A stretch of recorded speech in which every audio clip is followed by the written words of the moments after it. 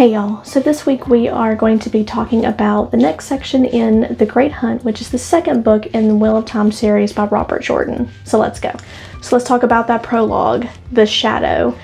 Just like in The Eye of the World, the prologue is full of information, except I feel like in this prologue I actually understand a little bit more than what I did, or well, probably a lot more than what I did in The Eye of the World. So we know that there is a man who calls himself Bors, and he kind of seems of two minds during this whole prologue, but the prologue is centered on him. And I find it interesting that every time it talks about him, it consistently reminds us that it's the man who calls himself Bors.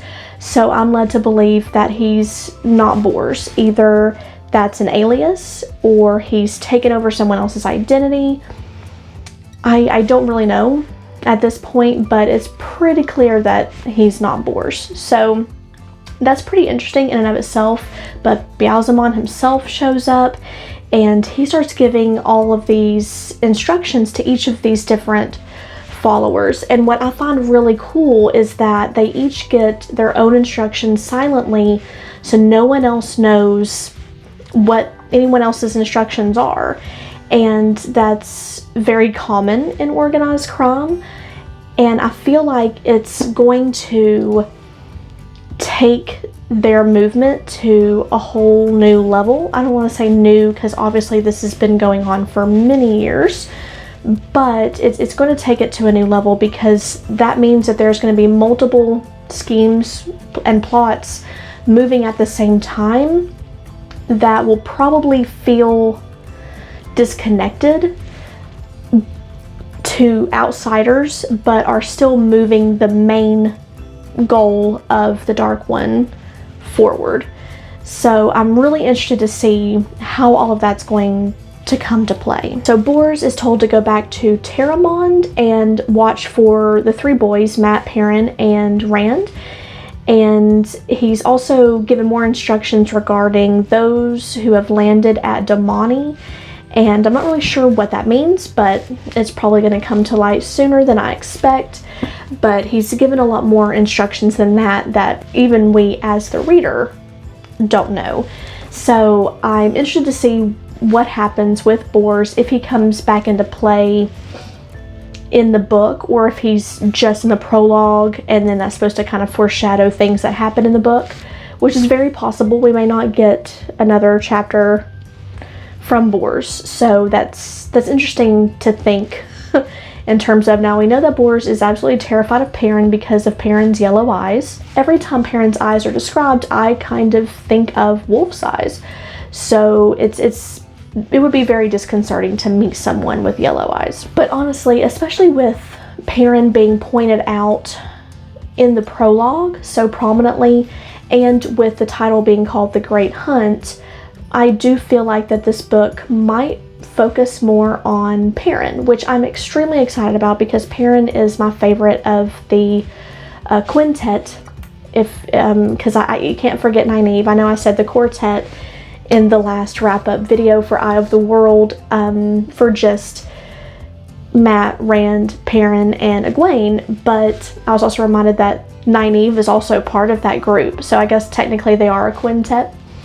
So, but out of the quintet, Perrin is my favorite, and I don't know, there's something about it being called The Great Hunt. It makes me think of hunting, and I mean, even in the picture on the cover, it seems like a more wooded area, so I'm thinking being out in the woods and wolves.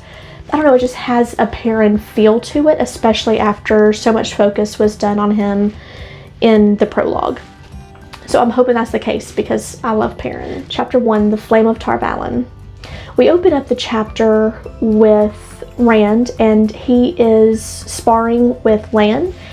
And a strange occurrence happens where Rand feels like the wind pushes him into Lan's practice sword, and it basically like actually jabs him in the chest and breaks off the tip of it. And he's kind of taken aback. I don't really know what that could mean. It kind of reminds me of the wind that he heard in the Ways, because when they were in the Ways back in Eye of the World, he was the only one that could hear the wind that wasn't supposed to be there. So I mean, that could still be a completely different entity because they were in the ways, but that's what it reminds me of, since they're both winds basically. But we also know that he has eyes following him in this chapter. So, or is that the next chapter? Either way, eyes are following him, and I don't really know what to make of that. So it's still very early. It's the first few paragraphs in the book, so I'm not too worried about it, but that is the first thing that came to mind, was the wind from the ways. Maybe it followed them, maybe it's another part of that same entity. Who knows? Rand is starting to think about his father, Tam, and how he may not really be his father, but he still feels like it is his father because Tam raised him, and Lan tries to comfort him, and I really hate that Rand shuns him, like shoves him aside. It seems like one of those things that young men do to try to hide their emotions, not show weakness. And I've never agreed with that. Lan is trying to show some true compassion here and help him. And you can tell that Rand wants to accept it, but he just almost feels compelled to push Lan away. And it's just kind of a young man's way of thinking, and I'm hoping that we can move past this because Rand is still very young. And in this chapter we see some growth from Rand, but we also see him acknowledge that he still has so much to learn about the world. Even though he's seen a lot of it now, but he still has even more to see.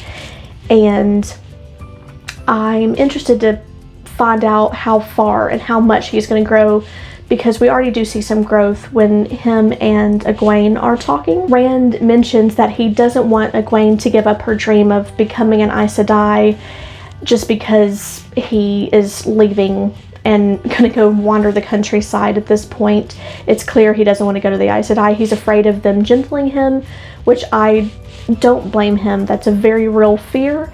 You never know how they're going to react. He's been brought up to be prejudiced against those who channel, and now he is one of them. So that's a really big fear of his. I do find it interesting that he is more afraid of going to the Aes Sedai and possibly being gentle than he is just roaming out in the wild open country with no one to cover his back, even though he knows that out there is where the danger is.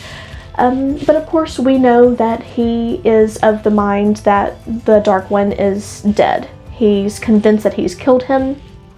And, you know, honestly, I guess if I was Rand, I would think I killed him too. He doesn't have the knowledge that we're reading 14 more books about him, so it just strikes me as funny. From Lan, we learned that Rand's sword is over 3,000 years old and made by an Aes Sedai. So it's pretty rare. It's even more rare than what I thought, just from, because they point out that it has the heron mark all the time. It's constantly pointed out, but I feel like this is a bit more information. It's a little bit deeper than what it was initially what I feel like I was led to believe. So it has even more power to it. So that's really cool. And then of course the Everland seat herself arrives. So it's a pretty big deal. Chapter 2, The Welcome. So in this chapter, we witness all of Matt and Perrin and Rand's clothes being thrown out or burned. I can't remember, but they're being destroyed, and Rand's a little upset about it, and I completely understand. At first, I kind of thought, why would you be upset? They're just old farm clothes. Now you're getting nicer clothes, and they're just clothes. But the more I thought about it, the more I can completely understand why he would be upset. That, you know, your clothes are kind of an extension of yourself, even if you are just a poor farm boy and never had any other need or reason or ability to wear anything different. But he no longer has that life anymore. He had to leave against his will. He already feels like Moiraine is taking all of his decisions from him, and now she's taking his clothes. Like, it's just one more thing, and, you know, something for him to feel different, and that's what he's struggling with. He is different. He's a channeler now, and it's just more acknowledgement that he's not the same Rand that he was when all of this began. So I can understand why he'd be upset. Once again, I find it funny that the gender roles in this community, because here we kind of get a little bit of background about the women and how there's like a public bathhouse and how they're just, you know, they're there to bathe just like everyone else, and they kind of, the women there make fun of Rand for being pure and modest. I don't say pure, but modest, and being embarrassed about taking a bath in front of them. So I find that really interesting. The gender roles in this series so far have been interesting, because it's one of those things where, had it been reversed, where Rand was a female and having to go bathe with all of these men as though it were nothing, and the men were making fun of her, it would have a very different connotation, a very different feel. And it's kind of making me think about the double standards that some genders go through, and this is one of them. So I find it interesting that the culture is very different here, so much so that he's put in this position and women are actually making fun of him. So I just find that interesting. I don't have necessarily a problem with it. I'm not commenting on the pros and cons or the implications of it, but I do find it interesting. I think it's a good piece of world building that Robert Jordan has built in, because in this world, male and female are two very distinct things, and that's just natural in this world. So I like to see things like this where things aren't always how they are in our real world, because the gender roles are different and they're looked upon differently. And I think that makes it much more grounded, that world building. So we see the Everland seat arrive, and we see her exchange the welcomes back and forth. And I really like the feel of the traditionality of it. And I mean, you guys know that I'm kind of a sucker for tradition, I guess. I talked about that with the Green Man from The Eye of the World. So I really liked that traditional feeling when they greet each other. So that was really cool to see. I'm also not surprised that Rand wasn't able to leave. I knew he would try, but I knew that he wouldn't be able to leave. That was a given for sure. He waited a bit too late to try to leave. But that conversation with the guard was really interesting, because he goes through them calling him Lord Althor, and I never really thought about it. And if I should already know this or realize it, please let me know in the comments. But I never thought about the fact that I knew that the AL, was supposed to stand for son of, but his name is Rand al'Thor, not Al-Tam, basically. So I wonder why his name is al'Thor if Tam is supposed to be his father. I feel like I'm missing something with that.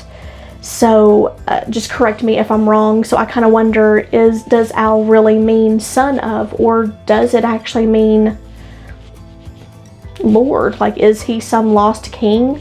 I need more information on this. So if I'm going to learn about it in the future, that's fine.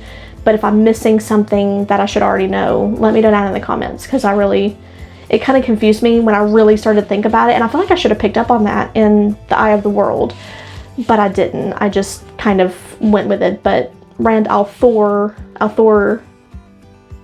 would Thor be his father? I don't know. I'm going to stop thinking about it, and hope I either learn in the future or you guys can clear me up on it. So chapter 3, Friends and Enemies. So we meet Loyal. He's already in the very beginning of the book, and I'm super excited because I love Loyal, even though Rand and Matt are jerks to him later on in the chapter.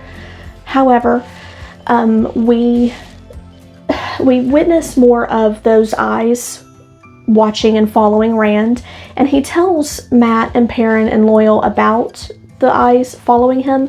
And I find that really interesting that he just readily tells them about that, but he still won't really even consider telling them about him being a channeler and being able to use the one power. So I find that interesting, but once again, I understand that he's prejudiced and scared. It's very different.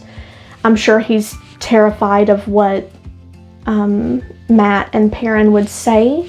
That's just, those prejudices don't just go away. So I get that. So we see a bit more of Rand's growth in this chapter, because we can really see his resentment. Like I said, it's still there. It's still bitter and building against Moraine for everything that's happened to him, because he still doesn't know about why Perrin's eyes have changed. Matt is still sick because of this dagger. And, you know, everything that's happened to him he feels like it's Moraine's fault, but he does acknowledge that it's not fair for him to think about it that way. So we see some true character growth here, which is good. He still has these feelings, but at least he acknowledges that they're not fair, even if he hasn't quite moved forward enough into not having those thoughts anymore. But we're making progress, and that's what counts. So Rand is wanting to leave. You know, he tells them about him being followed and being watched, you know, that feeling. And I love that Matt just automatically, he's ready to leave with Rand, and it just kind of broke my heart that Rand is immediately an asshole. It's that typical, I'm going to push them away to protect them kind of mindset.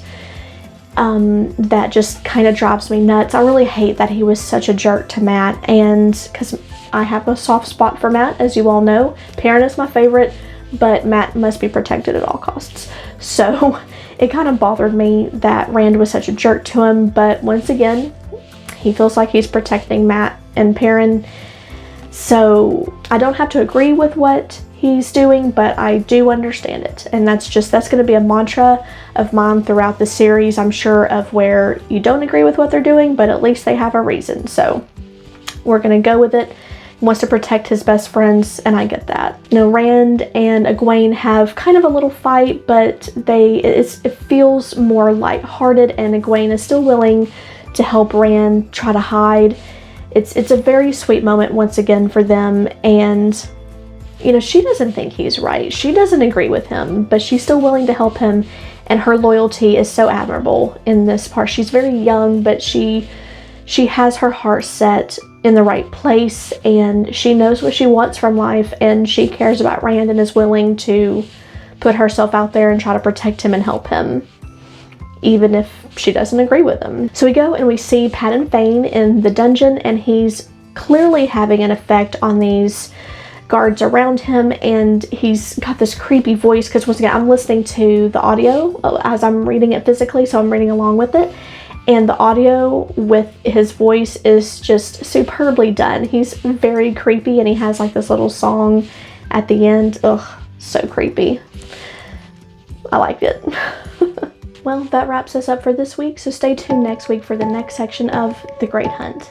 Y'all take care.